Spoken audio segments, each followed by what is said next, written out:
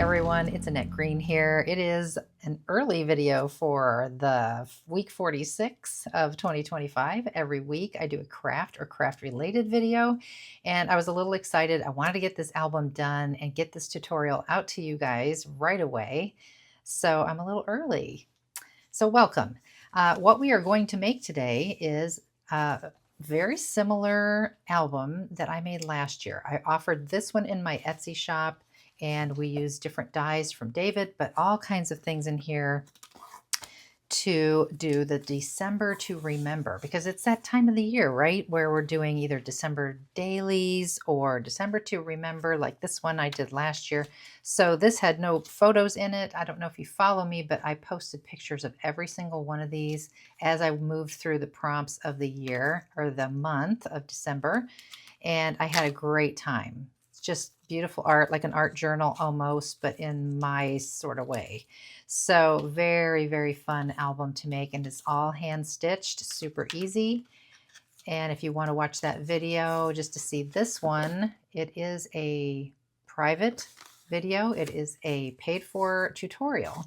But what I did this time is I made the same thing using I didn't use dies to make the pages. I just cut pages. And this is going to be my December Memories album this year. So we have this prompt list from Elizabeth Craft Designs, and it gives you all the days of December and little prompts to get you started on making pretty pages, either in a journal, a junk journal, a planner, anything, whatever you're working on. And so what I'm going to do this year is do those pretty pages according to the prompts, and also include a photo from the day. So it's sort of, December to remember / December memories. And that's what we're going to do for the hashtag on this one. December memories 25, if you're doing what I'm doing. It could be in a planner. It could be in this book right here. But I am providing you with a tutorial today that is absolutely free and a little bit improved from the tutorial that I offered last year.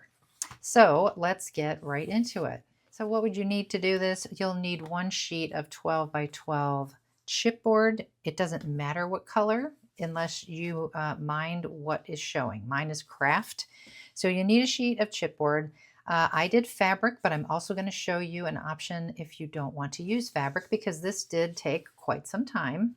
It was very fun. I like that. This one was fabric as well last year, but not quilted. So a little bit easier. So one piece of fabric would be nice, or just do paper like I'm about to show you. So I've added those ribbons. We will do all of this together, and then all these pages are stitched in. And so you would need a pack of Romantic Revival paper, which is my newest paper collection that just came out, and that's what you're seeing here. And I got through it on one pack of paper. And this is how she looks. So the spreads are, sort of coordinating, but they're not matchy-matchy because each day is going to be different. But I thought as we open a spread, it might be nice to have a very cohesive look to start before we decorate. All right, let's start with basic assembly of the album, and I am using craft colored chipboard. It's about 2 millimeters thick, nothing crazy. And so for my front and back covers, they're the same size, of course. That's 5 1/4 inches by 6 3/8. And then our spine is 1 1/4 by 6 3/8. And so I have a piece of craft cardstock I'm going to join all this to. And this is 12. That's my max because that's the size of my cardstock. And then the height is also 6 3/8. Now, here's the purpose of that. I have put double-sided adhesive on the backs of these to get them onto the craft paper. And if you wanted to, so these are going to go here. If you wanted this to be like, don't see your raw edges of your chipboard, you could cut paper bigger if you have something longer than 12. Or you could piece together some paper so that you had enough to cut the cardstock a little bigger and then wrap it around. Do that whole thing, but I'm not going to do that. I didn't do that last year. It worked out great. So this allows you just enough space for your gaps here for your book to open and close. And right now we're looking at the inside of the album. Okay, so I've burnished this down really, really well. I'm just checking it one more time. No bubbles. And we will peel this up. This is, of course, Elizabeth Craft Designs double-sided adhesive sheets. And it only takes one 8.5 by 11 sheet to do this, so that's kind of nice. Take my time and get this in front of me, and I'm going to adhere this right up to the edge of my craft cardstock. Hopefully straight. Okay, looks good. We'll go ahead and burnish as we go. I'm just using one of those flat bone folders. Okay, and then instead of putting the spine next, I'm going to put this one over here on this far right edge. Make sure we have that. That needs to be burnished a little better because it's not wanting to peel and separate. So just take your time with that. Okay. Come over here and do the same. Okay, and then you can put your inner spine. Just make sure it's equal spacing left and right. And before you press, make sure it's straight. I do see somehow that my little spine piece is a little bit longer than my front and back covers, so I'm going to give that a bit of a trim. See that right there? Okay, so there we go, and look at how easy it closes. So nice, so simple, perfect. Okay, and eventually I'll line in here with something, but I wanted to show you how you can decorate the cover with paper if you didn't want to do fabric like mine, and I'm going to show you all the steps for the fabric as well. But here's where I was inspired with the idea of what I wanted to do with the cover. So this was my book from last year. This is the 19th last year. So if you go to my Instagram, you can see all the pages in my December to Remember album. But this stocking was a big hit with everybody. Everybody just was very curious how I did that and how neat that turned out. And I'm thinking that's kind of what I want to do, or at least show you for the cover that you can do that. Okay, just for demonstration purposes, I'm going to use a couple of colors of cardstock. Obviously, I have green and red there. I might grab a little gold over here. Or this sort of creamy yellow. That'll work. And I would cut 1-inch squares. Now you can use a punch or you can do this on your trimmer, but just make a bunch of 1-inch squares. I think 1 inch is going to be good. And then you need to decide, do you want to turn your squares a 1/4 turn like my stocking and make them into diamonds. All right, so I'll just do like 4 of each color real quick here, and I'll show you what I'm talking about. Got some squares, they're all 1 inch. That size is whatever you want it to be. Obviously, when I did the stocking, I made them much smaller. I think they're about 1/2 inch squares there. But I was also working on a smaller area. So you could work right on your cover, or you could cut a compatible color, maybe a little darker, on your cover and adhere that. And so what I'm going to do, just to kind of demonstrate, is we've got to get a pencil and a ruler. Okay, so I've got my little squares. They're 1 inch. Like I said, they don't have to be 1 inch, of course. They can be whatever you want them to be. If you'd like them smaller, of course I did them quite small, like 1/2 inch on my stocking. But I think 1 inch is going to be good. Now you might be tempted to go straight to your cover and work here, making little diamonds as you go. And you're going to need a lot of these little squares because what you're going to do is adhere them to your cover with just a little bit of space in between, or you could butt them right up to each other. And I would certainly ink edges regardless of what you decide. But if I were doing this without doing fabric like mine, I would get maybe another sheet of the same craft cardstock, and I would cut it 1/8 inch all the way around, smaller than the 5 1/4 by 6 3/8. Okay. 5 inches by 6 1/8. And then that way you sort of have a mat. Now you could definitely use a different color if you wanted to. I kind of want it to look seamless if I was going to do this. And blend right in like it's right on the cover, but it will be on here so we can trim away all this extra stuff. Okay, so now you want to take a ruler and a pencil, and I would just start corner to corner It depends on you. I don't see why that wouldn't work. Let's just check it and make sure. So you would start with one, and then you'd put another, and you'd put another. I'm just eyeballing it. It looks pretty darn good like that. So I would do a pencil line that way and do a big X corner to corner. And I wouldn't use, I mean, you could just use solid cardstock like that, but I mean, the Romantic Revival paper collection would be beautiful to cut little pieces and do a whole thing, you know, like the one from last year. Those were all different pattern paper bits. And I'm sure that was from one of Esther's books. Really teeny tiny patterns, which looks to me far better than solid cardstock. But just for demonstration purposes, you would then go through here, make sure you go off the edges when you start, and start adhering, lining up with your pencil line.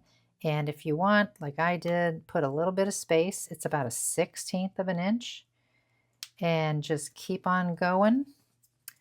So you're gluing all these down. And you can switch up the colors if you want. Okay, so let's say we got that all done. I want to have enough to demonstrate. So maybe here we would start with the green again. And then just keep continuing your color pattern if you're using solids like this. And just keep going along. See, you need a lot of squares for this, so I would fill it all out, trim it out, and before you put it on your cover, you can ink edges and all that stuff. It might be fun to add some brads in all those spaces between the joints of those squares. I think that would look really great. I did it on the fabric one, and I loved it. All right, let's say you have them all on here, and you're ready to put it on your cover. Looks great, but before you do that, you want to decide spine paper. So I'm gonna do 2.5 inches wide of a piece of pattern paper. On mine, I'm gonna do fabric, but if you are doing this just from paper or cardstock, 2.5 inches by the 6 3/8, and get that on here first and wrap it around. Or if you like the look, you can test it out. Put this down first, and then you can have your spine come over the top of it just a little bit. Last year, I did have it wrap around to the front over top of what I had down already. Totally your choice. Okay, let's take a look at the fabric option. All right, quilters, don't judge. This is not perfect at all. I have not quilted in a long, long time, but I will take you through the steps that it took to put this together. I do have some fusible batting, very thin batting on the back of here. And I did just enough so that I had something for the front cover and the back cover. And then I'm going to do some spine fabric as well on a separate layer in separate fabric. So I'm going to cut this down. I don't want to glue this right to my covers. And you can see I have this extra that I have to trim away anyway. So I'm going to do just like you did with paper, and I'm going to cut this out to fit on this panel.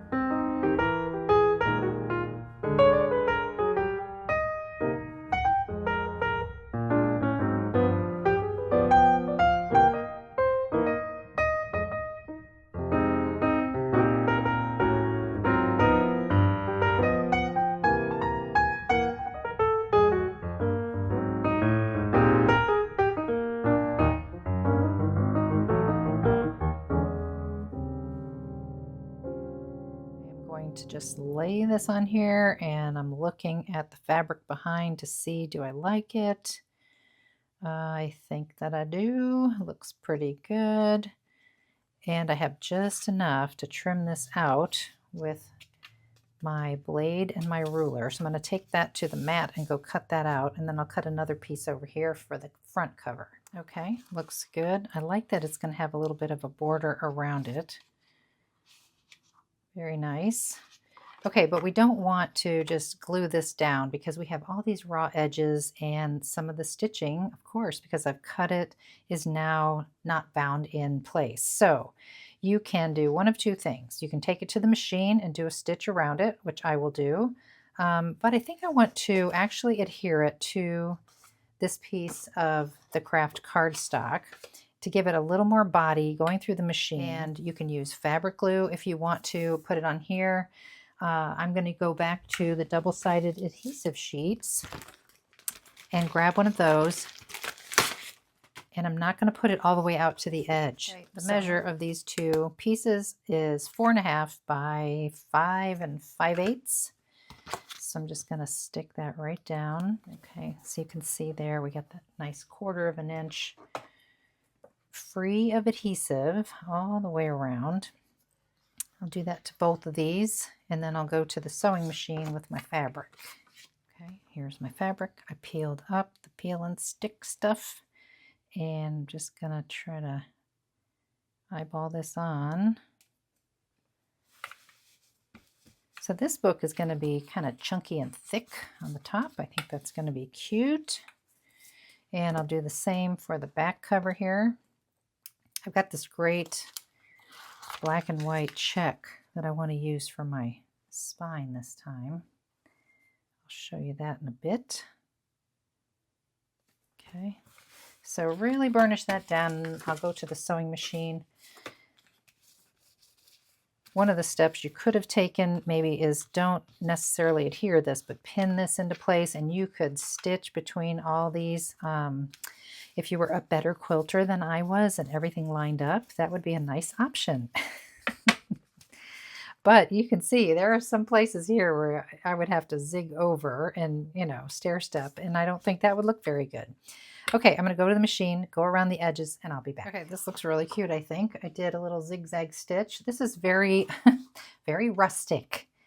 So I am okay with that. Now, before I glue this down onto my covers, and I have the back cover here as well, and I have my spine coming, I am going to do the brad trick through all these layers. So I've got some nice kind of brassy brown brads. Just dump those out, and I'm going to pierce through all these junctures over here with a piercing tool and my soft mat.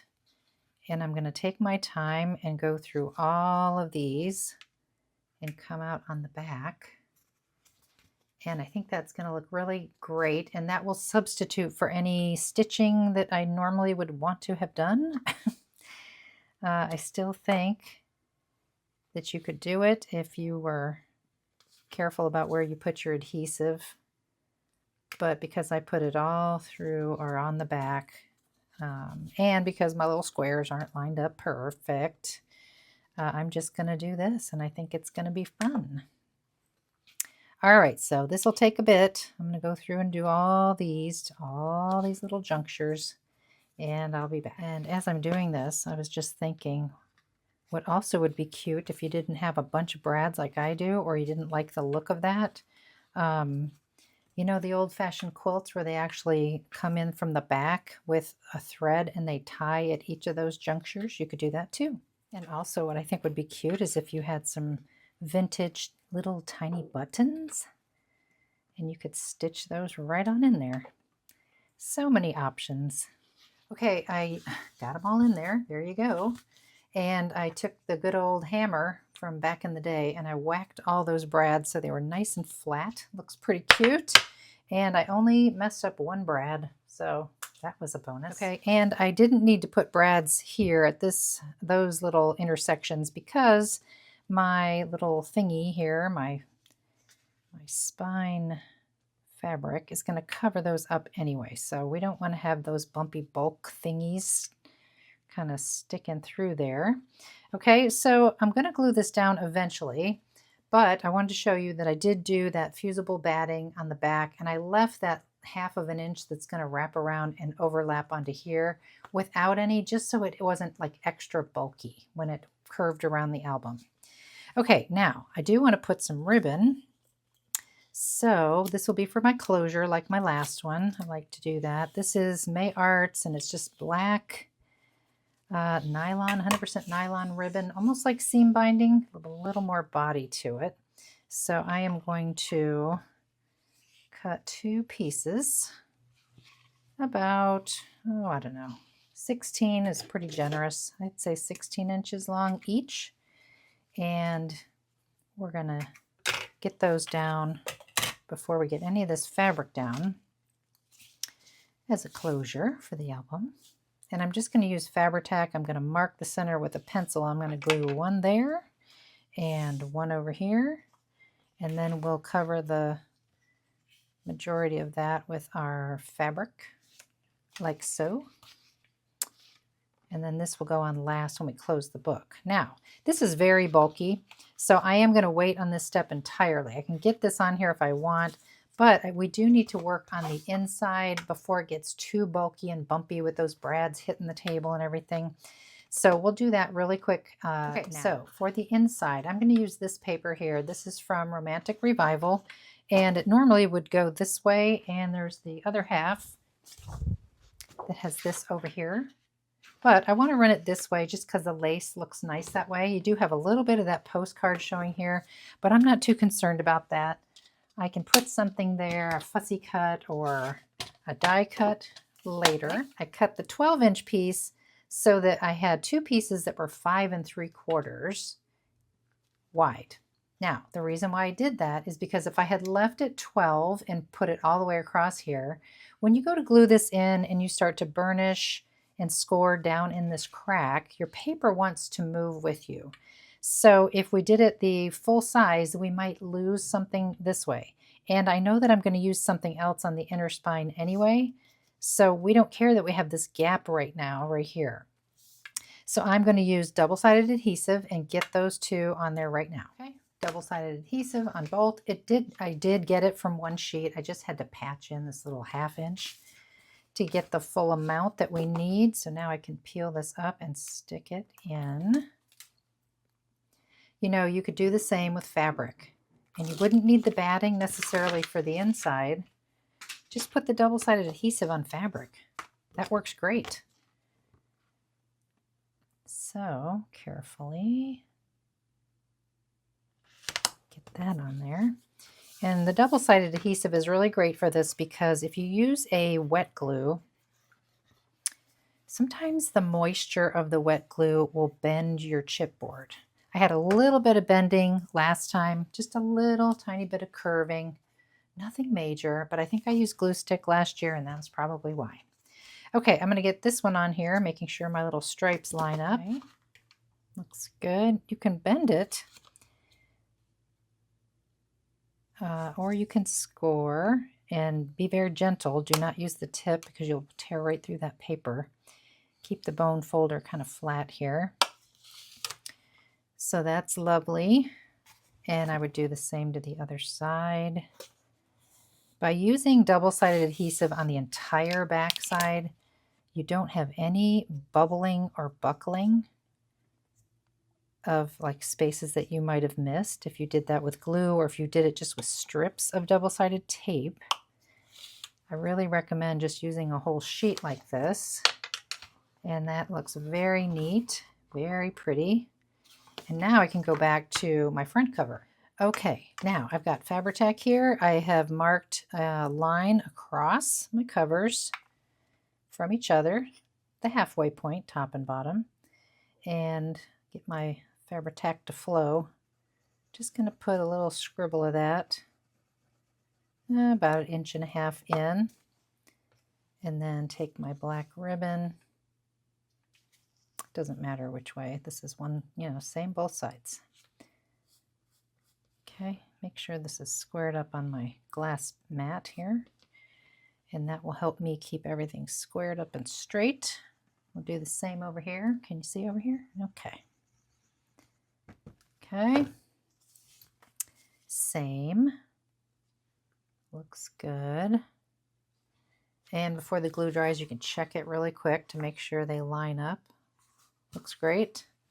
Okay, well, we won't rush that. We'll give that just a second.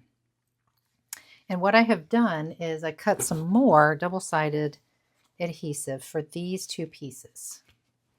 And I cut it just a tiny bit smaller because when we did the sewing and all that jazz, had a little shrinkage, as they say. So we're going to put this on here. Just peeled up the backing paper.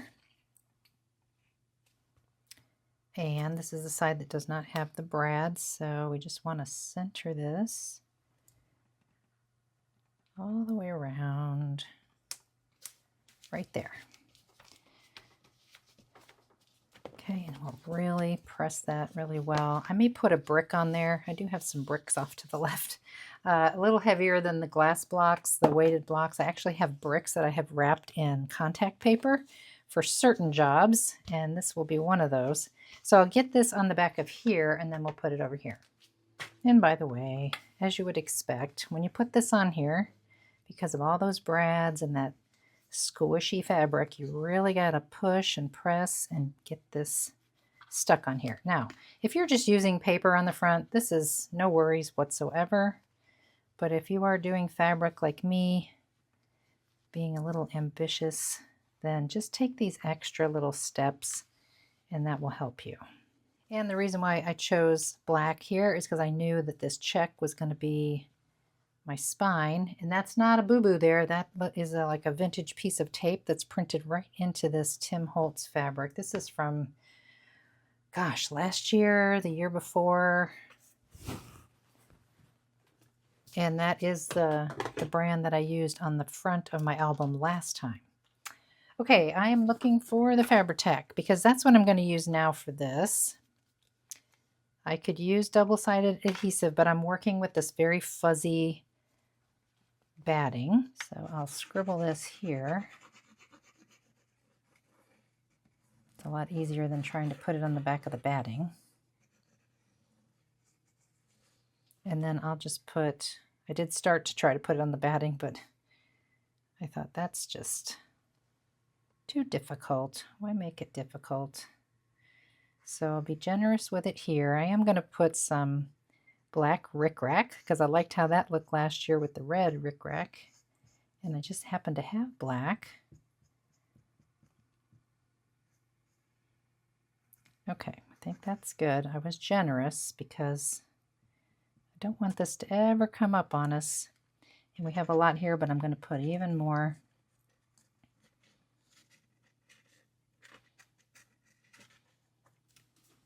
Okay, I had to pull it down in front of me so I could see it here. Okay, so I'm going to press in the middle. Now I am working with it flat and it does have to go this way, so I'm going to pick it up here in just a second. Just want it to grab really well because of that liquid Fabri-Tac. It's going to want to kind of move, and I'm doing this so that it definitely will wrap around and not pull too much. Looks really cute. I do love the rustic look about this. I had zigzag stitched in the top and the bottom on this one as well. Okay, so looks good. Here's my rickrack. It's kind of big, but I like it. And I just got it from the craft store. And I will put this on with the Fabri-Tac as well, right here, and then also on the back. And I have a little bit of fray check I'm going to put on the ends. I'm getting all gluey now. Okay, I'm going to scooch this over and just put it on the edge there. Trim this a little bit. And I mentioned fray check. If you don't know what that is, it is something that you use to keep things from fraying. And it's in the sewing notions department usually. Fray check. So I just dab, dab, dab on the edges so this doesn't fray. You could do that on the ends of these ribbons as well, which I will do eventually. But I want to bend the book and make sure, yeah, that looks good. So I'll do this other side over here. Okay, everything is dry, looks good. I added 2025 to the spine because this is the same size as my original, and I really like this size a lot for a December kind of day by day kind of thing, or December to remember like last year. I like the size, and I'm thinking it would look really cute on the shelf. So I did add 2024 to this one from last year. I think that'll be cute on the shelf. So all I did is I used this little piece here from the Tag Variety Pack, 2237, and then the letters or the numbers are from my classic alphabet. All right, now we're ready to roll for all the inside pages, and it's going to be a little different than I did it last year. I'm just going to make pages from this craft cardstock that I've been using, and don't forget your paper grain when you're doing this. And that just means if it folds really easy one way, that's the grain, and that's the way you want to have any kind of scoring or folding. If it's a little more resistant, you're going against the grain and you'll get some cracking. So I'm just checking. I think I picked this up this way. I want to make sure these are all the same and nobody got mixed up. So just check them all. And we're going to cut down these 12 by 12 sheets to 10 inches wide by 5 7/8 inches tall. Correction, I think I said 16. You really only need 8 of these because 1, 2, 3, 4 times 8 is 32. You don't need 16. There's no way we could stitch in 16 signatures. The thing would be that wide. So 8 scored in half at the 5, and we're ready to go. Last year I used David's die for the pages. Has this great grungy edge to it, beautiful. I had to make some adaptations for it to work, and that's why I'm going a little bit easier this year, but I am going to follow kind of the same look in that I want to have a strip here on the inside toward, the spine, the inner spine, and I do want a pattern paper here. I don't need this cardstock strip anymore because that was something we had to do to make it work last time. We don't need that. So I'm going to cut all my pattern papers to go on here at 4 inches by 5 5/8. Okay, 5 5/8 is arrived at by measuring top to bottom and giving ourselves 1/8 of an inch all the way around. So 5 5/8, and then 4 over here, and then we'll still have room for a decorative strip. The decorative strips will be just sort of a compatible cardstock or pattern paper, and those will measure 3/4 of an inch by, let's see, we're going to go the whole height, so 5 7/8. Okay, at this point I have picked out a lot of the papers for my background pattern paper. Several reds, several pinks, several teals, several greens, and some of these will repeat, several neutrals. So I have a whole bunch here. I didn't really overthink it too much where they're going to go just yet, but I have them ready. And then I have decided that this will be my first intro page. So here's my whole stack here. And there is that 3/4 inch wide strip I talked about. It's 5 7/8 tall. And this will be my intro, which I will dress up before the video is over. And then I go ahead and start setting up pages. Now I am taking a glance at my prompts over here. And so for example, and I think I said this last year, same thing. So I see the very first day is December 1, which will be here. I made sure that this page was not all green because the first prompt is Christmas tree. And I'm thinking that's going to be green. So I'm going to leave that something a little more contrasty with a little bit of green over here. So I do kind of glance at the prompt list as I'm going through, but as you can see, I decided to round the corners a little bit with the smallest corner rounder there. So I did it on the actual page itself and the pattern paper, and I did that throughout, and I've inked all the edges. So this would be our next spread. So they coordinate, but they don't match, right? There's neutrals here, there's teals here, but they're different pattern papers altogether. And so this one I'm getting ready, and I know what the prompt is, so I know that these elements are going to work out great. So I just need to get those on and then just keep flowing through. Okay, and this year my book isn't going to be just the prompts with some pretty die cuts or cut aparts or stamping, I'm actually going to be putting my December memories in here, such like a December day by day, but without it being in a full planner that I have to decorate big pages. I already do my weekly memory keeping in a planner, so there's no need for that. So that's why I like having these small books for my December memories. And you may have noticed that I am using just regular tape runner pretty generously on the big pieces. And then I switch over to my liquid glue, which is just art glitter glue here in my bottle, using my precision glue press from my Sweet Petunia. And I'm always surprised when people haven't seen that yet and wonder what that is. I get that question quite a lot here. But that's what it is, and it's wonderful. Okay, lovely. Alrighty, I've got all my pages done and ready to go. After a while, I didn't really look at the prompts anymore, but I think it's going to be fine. You're never really like set and locked in to what you've selected, because you can always cut another piece of paper if when you're decorating and doing your actual days, maybe you want a different color in the background because you've got this idea. You can always do that. It's a simple cut with the 2 rounded corners. Okay, so I have them all ready. Even did the back one here, and this is the one we're going to decorate, and then we'll get them stitched into our little book over here. But I just wanted to point out my intro page is going to have the prompts on here, and you can grab the prompts. They're right on Facebook, like you've been seeing on the Elizabeth Craft Designs family page and their regular Facebook page. So you can grab those, bring them into your program, resize them. You can even add text if you want. I just need to decide which one's going to fit better in here. And this is one of my new dies, the Postage, Arches, and Keys set. I think I want to put the prompts right in there and then do something up here. Okay, and very simply, there it is. I liked the one, it fit a lot better, the December Memories one. So we're all set to go and stitch these in. Now, what you need to know is I am providing you with a little template, a stitching template and a piercing template.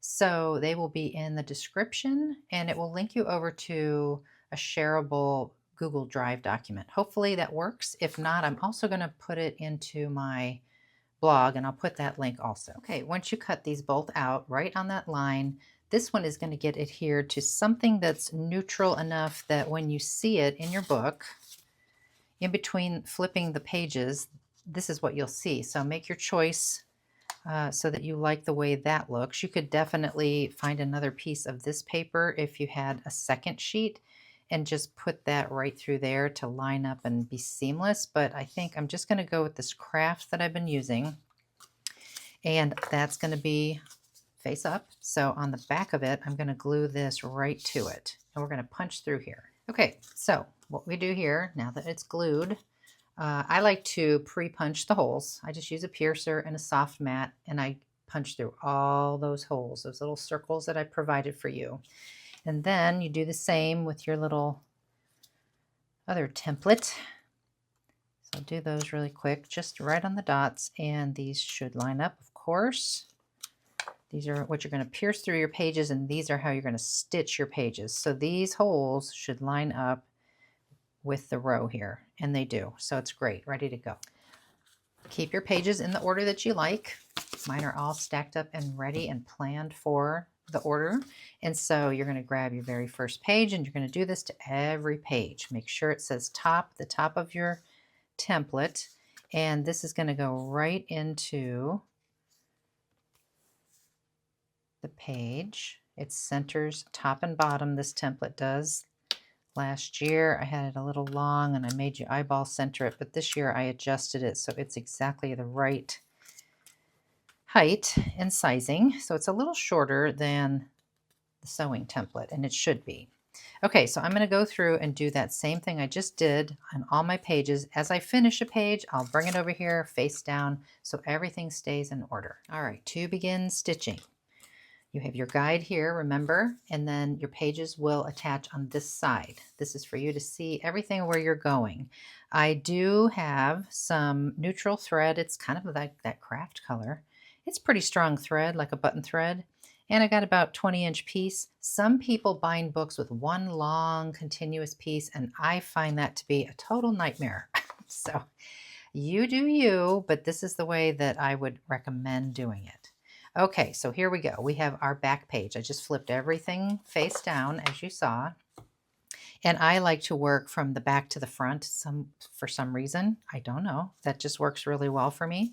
So I'm going to take my very first, actual last page, and I'm going to kind of work like this, right? So I'm going to go in through this A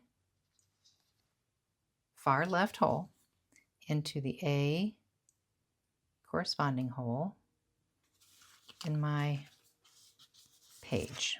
Okay, when you pull this through, don't go crazy, hang on to it. You could always tape down this tail if you're afraid of holding it. I typically just put my thumb on there. Okay, I know this is hard because I'm flipping it around, but now we're going to go down into B, and you got to flip it around, and I like to use a nice long needle for this. Okay, so now I've come up through B. I'm going to go through C now, through the page. There we go. Okay. And I'm pulling it kind of tight. Now I'm going to go back through B. It's a little tricky when you do this the first time, but once you get into a rhythm, you get comfortable with it. I think what I will do is I will put a piece of tape, some temporary tape, so I don't have to worry about that tail right there, because it's keeping me from using my left hand properly. Okay, let's do that again. So we came up through C, we're coming, oops, back down through B. Once this first one's done, it gets attached tightly, and then it's great.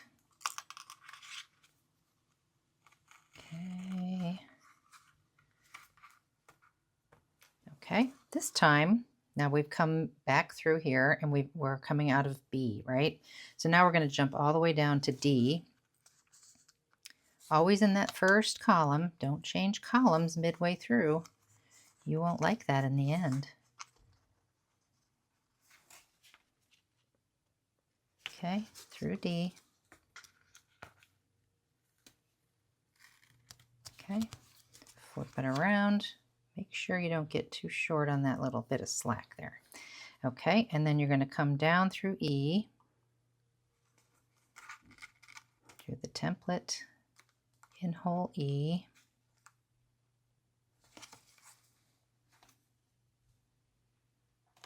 Okay, always kind of give it a little tug, but not a yank. You don't want to bust your thread after all this work.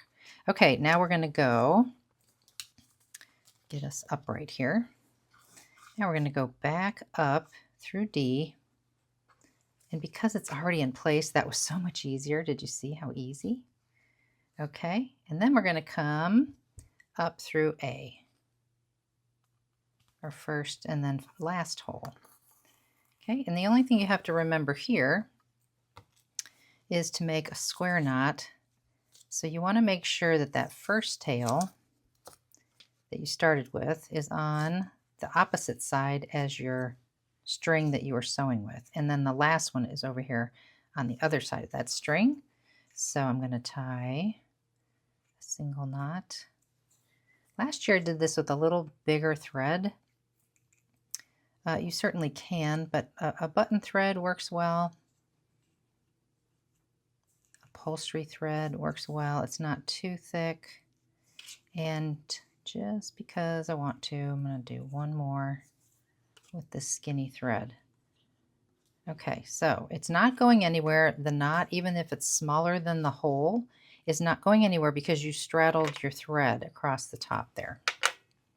Okay, let's go on to the next one. Okay, we are done. We are at the home stretch. I'm going to get this into here. So make sure that your album is upright if you have a direction to your page or your cover.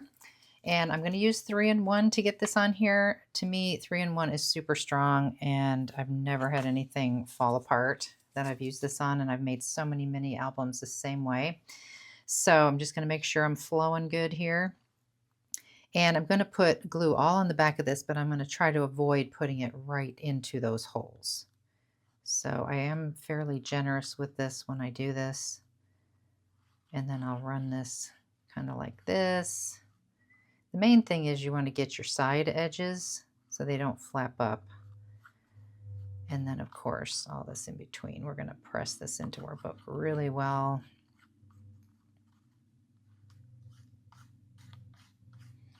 If you have another glue that you think works as well or better, please let me know in the comments. Okay, so I'm just kind of going back around the edge just to make sure. It looks pretty good. Okay, cap that up. And then you just watch your little dents that you put here, your little scores, and make sure you're centered. You do have time to wiggle it into place, but you can probably see now why I use the craft cardstock, because you will see it on the top and the bottom here. My big hand's in the way, but you will see it. So at this point, you don't want to move it too much. So I'm going to give it a lot of pressure on the top and the bottom where it can really get to it. You can let your pages fall open to the center. But by doing so, be careful because it will want to pull what you've just put glue on. You may want to, rush this step, but take your time and just give it a lot of pressure, a lot of time to grab. Run your finger down there. This side as well. And you can push straight down on all the pages too to give it some extra. You could close it and push from the other side, but I think it's really just all about this pressure, pushing these pages straight down. There are other ways to do this. Last year I did it where we had a little extra to the spine and it went underneath this paper. I feel like this looks a little neater and you don't have that big bump under here. This is just nice and slim and neat and tidy. Okay, I was checking some emails and did a few things just to give it ample amount of time to dry. That's not going anywhere. It looks super neat. All my little pages stitched in there, and it looks kind of skim now, but wait till we get all done, because if you remember last year, it started off the same way and that's how it finished. So by the time you start adding photos or art or whatever you're doing in your particular book, it will fatten up. So don't worry about that at all. And these tails I made extra long. Probably didn't need to be this long, but I'm not going to trim them till I get the whole thing done and I see how much slack that I really need. Okay, well, that's it for me. I am done and I am ready for the whole Craftsmas thing. The 2025 prompts are out there and I'm ready. Now, starting December 1st, I'll take the first theme, which is Christmas tree, and I'll make a pretty page in here, and I'll add a photo from the day because this is going to be my memories of December. And I'm going to share that on my social media, both Facebook and Instagram. So if you don't follow me yet, I'll put my links in the description below, and I'll also put how you can participate along with everyone in the prompts of 2025. And I believe we have a couple of $100 gift certificates for people who are participating and following the rules. So I'll put all that in the description too, so you can see what's involved with that. And you can join in the fun. All right, everybody. Thank you so much for joining me for this early weekly video, and I will see you next time in the next crafty video.